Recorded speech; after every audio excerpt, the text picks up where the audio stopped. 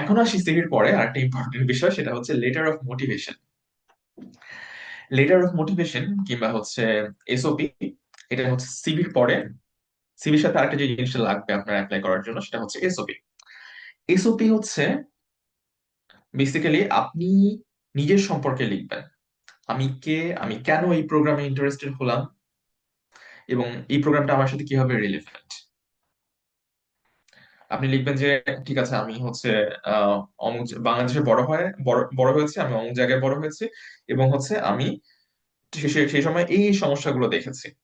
তো এই সমস্যাগুলো দেখে আমার মনে হয়েছে এগুলো যদি সলভ করতে পারতাম তাহলে অনেক ভালো হতো। এন্ড যখন আমি ইন্টারনেট ঘেটে দেখলাম যে এইরকম একটা প্রোগ্রাম আছে যেখানে আমি এই রিলেটেড স্কিল অর্জন করতে পারবো, তখন আমার মনে হয়েছে যে এই প্রোগ্রাম থেকে আমি স্কিলগুলো শিখে আমি সমাজে এই চেঞ্জ আনতে পারবো। এটা একটা উদাহরণ হতে পারে।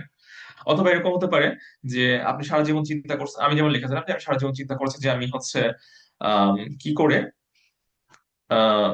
কম্পিউটার ব্যবহার করে মানুষের থটকে আন্ডারস্ট্যান্ড করতে পারবো।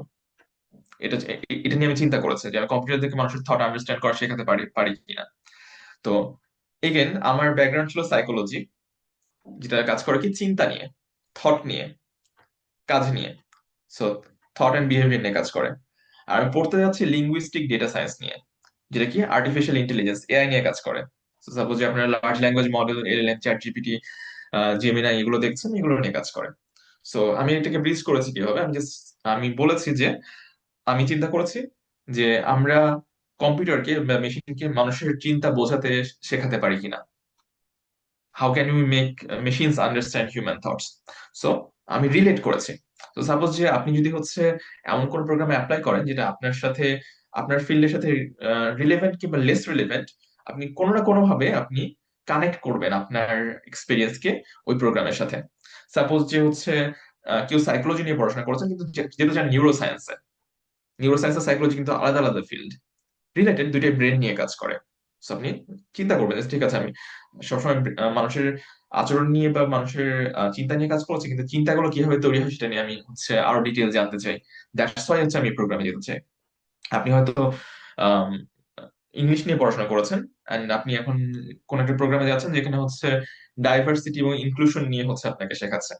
এখন ওই প্রোগ্রামে হয়তো এটা কোনোভাবে রিলেটেড না, কিন্তু আপনি এটা বলতে পারেন যে আমি যখন ইংলিশ নিয়ে পড়াশোনা করেছি তখন আমি রিয়েলাইজ করেছি যে ইংলিশ না জানার কারণে অনেক মানুষ তার হচ্ছে লাইফে পিছিয়ে পড়ছে। অনেক মানুষ তার হচ্ছে ইনক্লুডেড হতে পারছে না বিভিন্ন বিভিন্ন জায়গায়, বিভিন্ন সুবিধাতে। সো ইংলিশকে যেন সবার জন্য সহজে অ্যাক্সেসিবল করা যায় সেটা নিয়ে আমি আজীবন কাজ করেছি বা আজীবন কাজ করতে চাই। সো এই প্রোগ্রামটা আমাকে এভাবে হেল্প করবে। So relate your journey, your experience to the programme. আপনাকে রিলেট করতে হবে।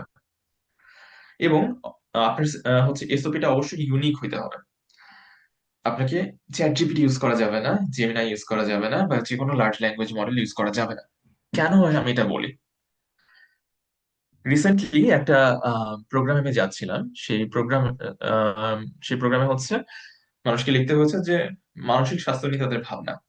সো আমাদের কাছে যে আম, লেখাগুলো আসছে, আমি তাকিয়ে দেখি যে সবগুলো লেখার স্টাইল বা সবগুলো লেখার মধ্যে ইভেন কোনো কোনো বাক্য সেম, সেম বাক্য কিংবা সিমিলার বাক্য তারা বারবার ইউজ করছে।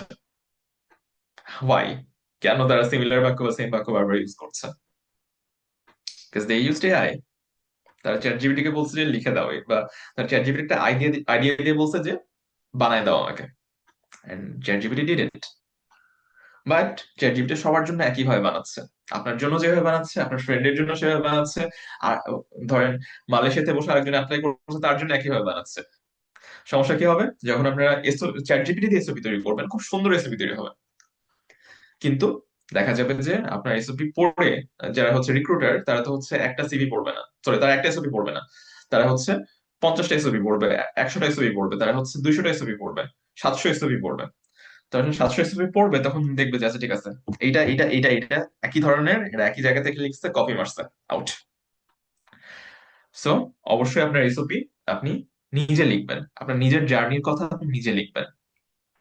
এসওপি তে অবশ্যই খেয়াল রাখবেন যে হচ্ছে ওয়ার্ড লিমিট দিয়ে দেয়। অনেক সময় হচ্ছে দেখা যায় যে 50 ওয়ার্ড, 500 ওয়ার্ড কিংবা হচ্ছে 1000 ওয়ার্ড এরকম লিমিট থাকে। সো ওয়ার্ড লিমিটটা খেয়াল রাখবেন। এবং এসওপি তে অবশ্যই আপনি বানান ভুল করবেন না। গ্রামারলি দিয়ে চেক দেবেন, এসওপি লিখছেন গ্রামারলি দিয়ে চেক দেন, কোনো কোনো গ্রামাটিক্যাল এরর থাকা যাবে না।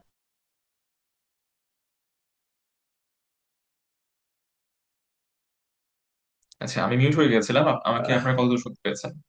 জি ভাইয়া, জি। আমাকে কতদূর শুনতে পেয়েছেন? শুনতে পাচ্ছি ভাইয়া আপনাকে। ওকে, অলরাইট, ঠিক আছে।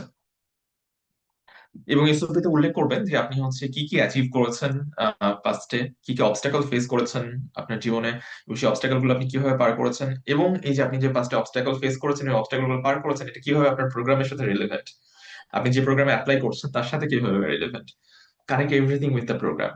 এবং এই প্রোগ্রামে হচ্ছে যে আপনার কি লাভ হবে, এই প্রোগ্রামে যে আপনি সমাজের জন্য কি অবদান রাখতে পারবেন, এই প্রোগ্রাম শেষ করে আপনার প্ল্যান কি, এগুলো আপনি অ্যাড করতে পারেন।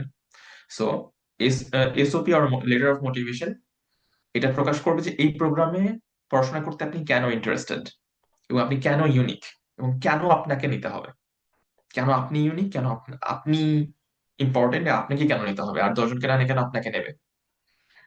অলরাইট। এবং আম, আপনি চাইলে হচ্ছে এসওপি বা লেটার অফ মোটিভেশনের বিভিন্ন এক্সাম্পল আপনি গুগল সার্চ করে পেয়ে যাবেন। বাট আমি বলবো যে don't follow them, don't follow any